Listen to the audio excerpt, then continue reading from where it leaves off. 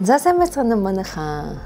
Маш урт удаан хугацааны завсралгааны эцэст өнөөдөр нүрэ будсан болохоор бичлэг хийхээр шийдээд зүгээр камераас ажиллаа.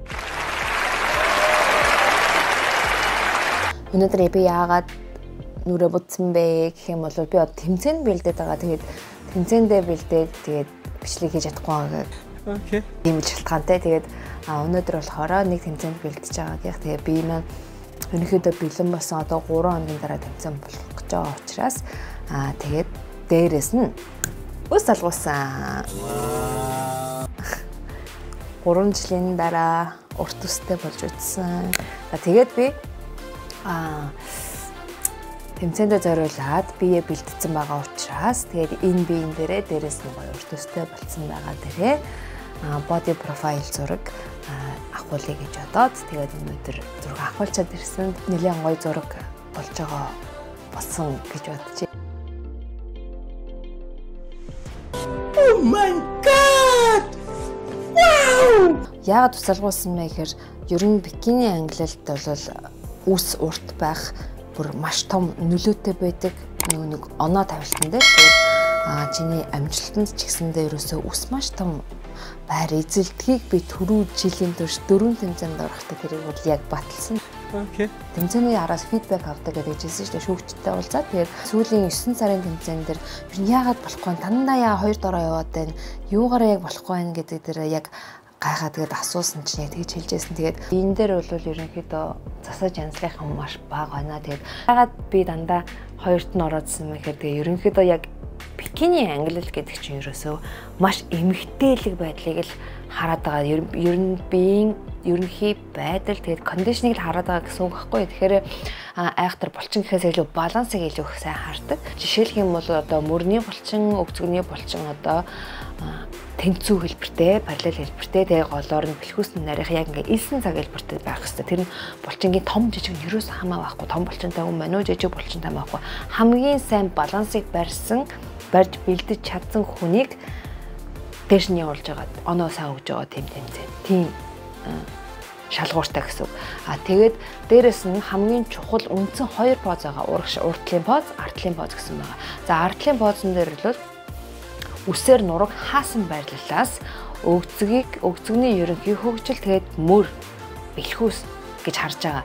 Тэрэн дээр миний одоо ганц одоо оноо дарагдсан юм нь болохоор одоо шүүгчийн саналыг хуваагдсан юм нь болохоор би чи халимаг гэстэй дандаа орж ирсэн. Тэгэнгүүт яаж ч бодсон би энэ хичнээн гоё байсан ч гэсэн үстэй хүний хажууд арай гүцэхгүй яг тийм гэж харагдаад байсан. Ерөөсөө 1 мм том нуруу.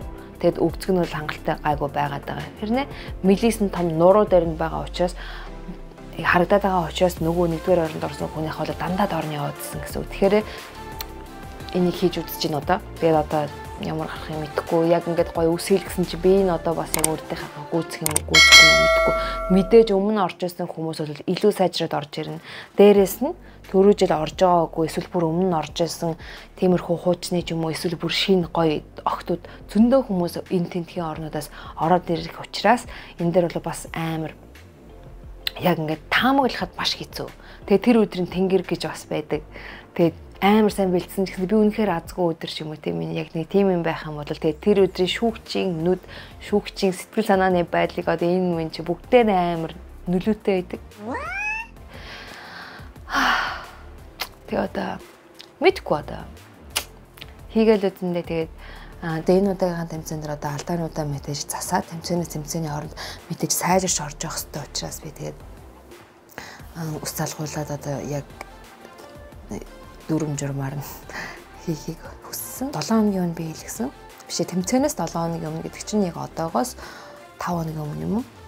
4 хоногийн өмнө хэлсэн юм байна. Тэмэгтэй хүний гоо сайхан бол үсэн дээр тогтдог. Үс сайхан бол зүс сайхан гэж хэлнэхэр үнэн үг илээ шүү. Тэгээд чи хичнээн царайлаг байсан ч бүр үнэхээр өөсөвгүй сайхан байсан ч эмэгтэй хүнийг бол урт үс зав халимаг биш ядаж ийм үс халимаг үс зөгтөг тийм кул харагддаг штэ тийм байсан ч гэсэн хөөхөн эсвэл гоё байх үсэнтэй гэдэг үг бол урт үстэй эмэгтэй хүнийг хэлдэг юм байл шүү. I completely agree. Тэгээ ямар ч тааж надад өөр ер нь бол шал эмхтэлэг болоод эхэлтэй билээ. Тэгээд би барыг ийм царайгаа мартцсан мөлий. Тэгээд ямар ч тааж гоё аа. Тэгээд би та нарт зөгч ийн үгүй надад хэлэр. Гэхдээ өнөөдөр одоо бол юу вэ? Сэцсүүлээд янзлуулчаад зураг мурга авчаад одоо бүр яг ингээд дэлбэрсэн. Явж ийн тэгээд тэгсэн ч гэсэн гоё яригч байгаа сте. Уртус гоё. Гэхдээ амар хүнд зөө амаргүй хүнд. Яг энэ наадаас ингээ хүнгээ дагцтаад явж байгаа юм шиг. Тийм. Жохон хэцүү дарамттай л байгаа л та. Тэгээд нэг удаан байлгахгүй буцаагаад авна. Тэгээд үсээ залгуулж аваад буцаагаад авахаар өөрийн үс амар их ундаг гэдэг жисэн. Тийм болохоор бас жаахан санаа зовоод байна. Тэгээд сая орж ирээд одоо будгаа шууд арилгах бас жоохон тийм байдаг штэ хөхтөдөө. Тийм болохоор ядч камераасаа нэг ч гэсэн камер дээр нэг бичлэг хийчихье гэж бодоод тэгээд лайн бичлэг хэрэг болоосоо гэж бодож байна. Тэгээ ер нь амар төгс бичлэг хийгээл зовж ясны орон зүгээр нэг иймэрхүү бичлэг хийгээд ярьж хэлмээр байгаа маа шууд яриад оруулж ясан дээр юм чинь заавал дандаа дасгалын юм оруулах удирдах шүү дээ. Тэгэхээр би нэг иймэрхүү юм бас хаяа оруулж яддаг юм болов уу гэж бас бодсон. Тэгээд айлуулах монтаж багтай ажил багтаагаар зүгээр ингээд хийчихвэл илүү амар арай чөлөөтэй юм болов уу гэж бодсон. За тэгээд өөр сонин сайхан юм бол одоо болох гэж байгаа тэмцээн миний орох гэж байгаа тэмцээн болохоор 5 дугаар сарын 26-ны өдөр бүгд найрамдах Солонгос улсын Кёнги дуу мужид болох аматер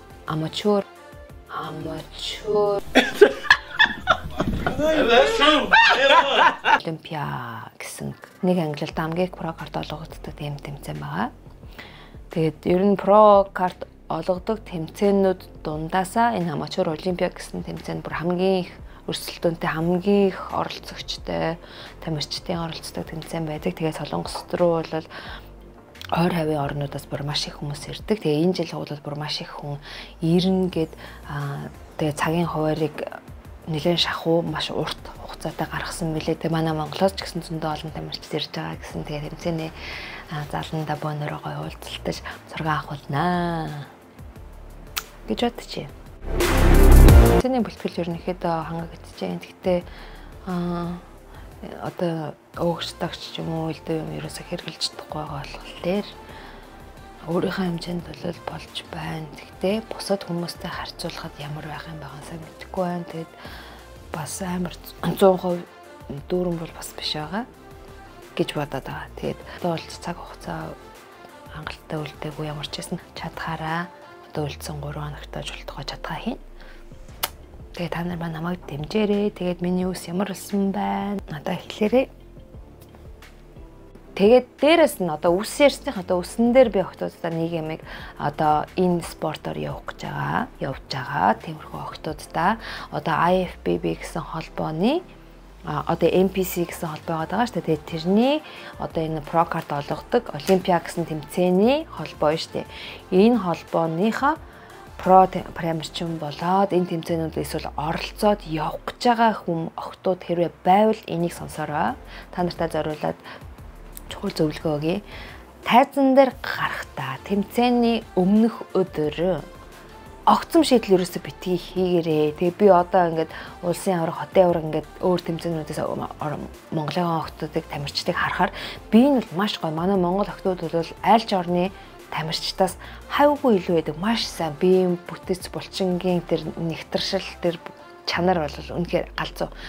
Данч юун дээр алддаг вэ гэхээр шүүгчдийн үзэх оноо тавих тэр холбооноос зааж өгсөн шаардлагаас эсэргээрээ миний дуртай юм, би энэ стилийн дуртай, би энэ өнгөнд дуртай, үсээ ингэж анзлна гэд яг өөрийнх нь дуртайгаар хийгээд байдаг. Эсвэл өөр холбооны стандартаар яваад байгаа гэсэн үг. Позо барихтаа ч гэсэндээ. Тэгэхээр аль холбоонд ямар дүрмийн эхлээд судлах хэрэгтэй. Дүрм юу хардаг вэ? Ямар өмсж болох вэ гэдэг тэрийг харна. Бичигдээгүй хэдэн дүрмүүд яваад байгаа. Энэ дэр болохоор одоо аксессуар байж гин. Үс засалт байж гин. Хумс байж гин. Одоо мейкап байж гин. Эдгээр чинь бүгд бикини хүртэл явж байгаа. Бикини нь болохоор ерөнхийдөө нь бичсэн байгаа. Хоёр тусдаа тийм дээд хэсгийг доод харуулсан тийм юм. Тэгээд хэд өгзөг хитрхийх гарсан хэмжээтэй биш. Одоо нэг тиймэрхүү юмнууд ерөнхийдөө том юмнууд байна уу гэхээс өөртөө зогсон өнгө энэ гэсэн юм л байхгүй. Тэгвэл хамгийн гол юм чинь хүн өөртөө зогсон өнгийн юмаа бикинийг олох нэгдүгээрт. За хоёрдугаарт мейкап. Мейкап нь болохоор хит тод биш. Тэгээд яг бикинийхээ өнгийг хэрвээ тусгаж өгөх гэж байгаа бол бүр хитрхи амар тийм бүр арай дэндүү хийцэн байгаад байдаг. Зогсон гоё хийгээд үсээч гэсэндээ бүр амар овоолох юм уу? Бүр ихтэй буржгаар болгоод ийм том болгох ч юм уу? Улаан ногоон ягаанаар будах ч юм. Ерөөсө битээ тэгэрэ та нар одоо олимпигийн тамирчдыг хар ихэвчлэн бүгдээрээ шулуун хар. Үгүй бол үзүүр хэсгийн жоохон буржилгсан тий. Ерөнхийдөө дээгүүр хэсгээрээ даруухан шулуухан тиймэрхүү байгаа. Өнгийн будгаар будсан хүн гэх юм бол бүр маш гоё өөрт нь унган юм шиг зогтдог. Тэг блонд өснүүд гэдэг чинь шар өснүүд. Тийм шар өстэй хүн байхын үед байгаа. Тэрнээс биш ер нь бол өөр өнгийн өстэй хүн түн ховор. Хэрвээ тийм хүн байлаа гэхэд тэр бол про тамирчин биш байгаа байхгүй юу? Тэгэхээр та нар сайн судлаад үзээрэй. Энэ миний санаа биш. Ерөнхийдөө яг тийм зарчмаар явж байгаа. Тэгээд хүн нүдэнд амар тийм хүчтэй харагдахаас илүү зөөлөн эмгтээлэг харагдах хэвээр гэсэн тийм байдаг байхгүй. Тэгээ бикини ч гэсэндээ амар хар бараанаасаа илүү гэгээлэг, эмгтээлэг, улаан, ногоон, ягаан тиймэрхүү өмнөд байгаа шүү дээ тий. Тэгээд за эргээд өснийхээ талаар оръё. За өснөн дээр болохоор тийм байхны ингээд хэрт тийм ийм том ус эсвэл амар буржгаар эсвэл хоёр салаад зүлдсэн ч юм уу, шуудсан ч юм уу, олон жижиг шүлдсэн ч юм уу. Тэд нар чинь ерөөсөө оног дандаа амар дарж байдаг. Яагаад вэ гэхээр эн чинь бид нар хөгжүүлсэн биеэ үзүүлэх спортчууд ээ тийм үү тэмцээн. Тэгтэл бидний үс мейкап ч юм уу те эдгээр бүр хитрхи ингээд хүний анхаарал татахаас бүр хит болоод ирэх юм бол анхаарал нь сарниж эхэлнэ гэсэн үг.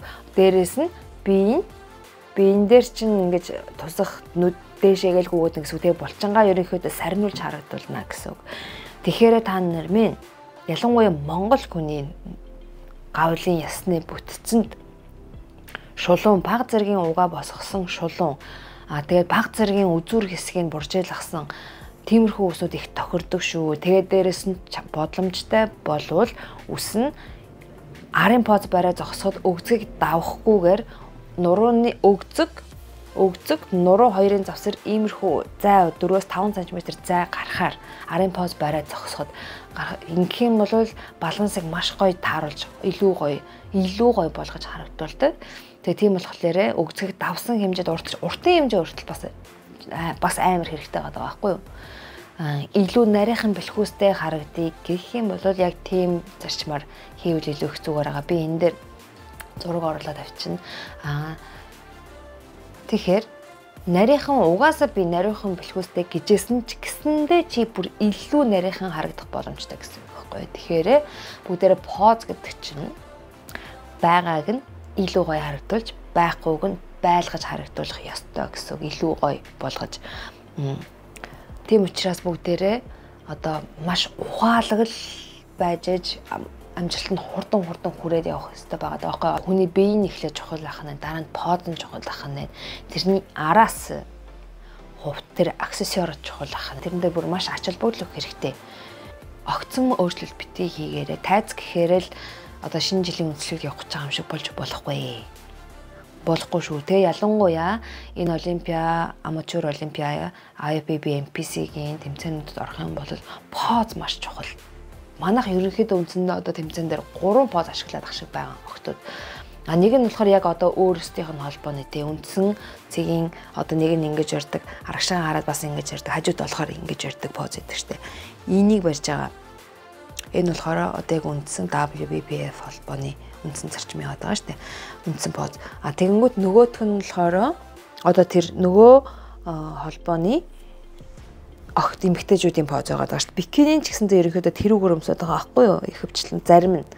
Тэгээд нэг нь болохоор одоо яг энэ аматур олимпиад оролцдог MPC IFBB холбооны позыг зарим нь барьж байгаа. Инхээр хүмүүс угаасаа анх орж байгаа хүмүүс бол ялгааг мэдэхгүй байгаа шүү дээ. Тийм учраас аль тэмцээнээр цаашдаа бүгднгийн сурвал мэдээж маш сайн л да. Гэхдээ айл тэмцээнээр цаашаага ингээд тэрүүгээрээс анималдад явах вэ, дагнаад явах вэ гэдгээ ерөнхийдөө анханасаа тодорхойлох хэрэгтэй. Тэгээд тодорхойлоод тэрнийхээ дагуу тэрийг яс бэлдээд явбал илүү сайн. Тэгээд хүнээс асууж лавлахаас хизээж битгий санаа зов. Одоо про таймерчид байна. Про болоход ойрцсон, маш ойрцсон тийм хүмүүс ч гэсэн ерөнхийдөө байгаа. Тэгээд тийм хүмүүсээс зөвлөгөө аваад байгаарай. Окей. Дасгал хийхдээ ч гэсэн бие уралхтаа ч гэсэндээ хүнээс асуухаас ерөөсөө битгий санаа зов. Чи хичнээн олон жилийн туршлагатай олон жил хийсэн тийм хүн байсан ч гэсэндээ хүнээс асуулаа гэд доошоо ерөөсөө орохгүй. Тийм учраас цаавал асууж. Асуувал хилээд өгөх гэж үзэж байна. Нууц гэж л хэлэхгүй байх те. Эсвэл мөнгө өгч юм уу те. Мэдээж төлбөрөө төлөх байх. Тэгтээ би яагаад ингэ болохгүй нэ гэж гайхаж олон тэмцээнд орж мөнгө өрж явчаасны оронд тэр нэг тэмцээнд зарцуулах мөнгөө цуглуулад про болсон тамирчиндаа өгөөд надад энийг заагаад өгөөч. Над дээр юу болохгүй байна. Би яагаад ингэж байна гэд шууд шудуухан тэгэж очиод явах юм бол очиод заалгаад авах юм бол чамд бүр асар их хэмнэлт болно. Одоо яагаад personal trainer, хувийн дасгалжуулагч бидэд хэрэгтэй вэ гэдгийг одоо бид нар одооноос ойлгож эхэлж байгаа шүү дээ.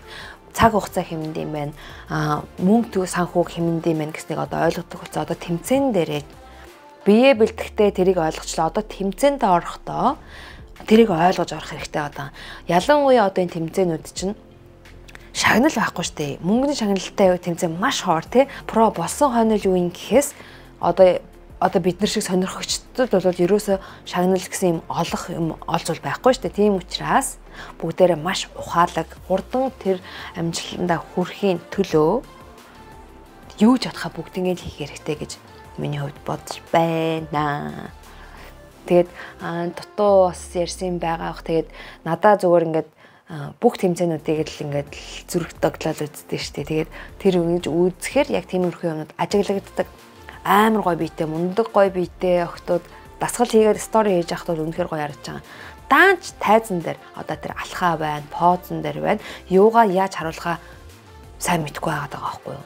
Тэгэхээр энэ дээр их асуудал байгаад идэг. Тэгэхээр одоо туршлагатай хүмүүсээс асууж лавлж яваарай. Тэгээ багшаа зөв сонгоорой. Тэгээд хэн туршлагатай, хэн туршлагагүй гэдгийг та нар өөртөө мэдэх ёстой. Одоо олон дагагчтай хүн мундаг гэсэн ойлголт бол угаасаа энэ спортод байхгүй штэ. Байхгүй.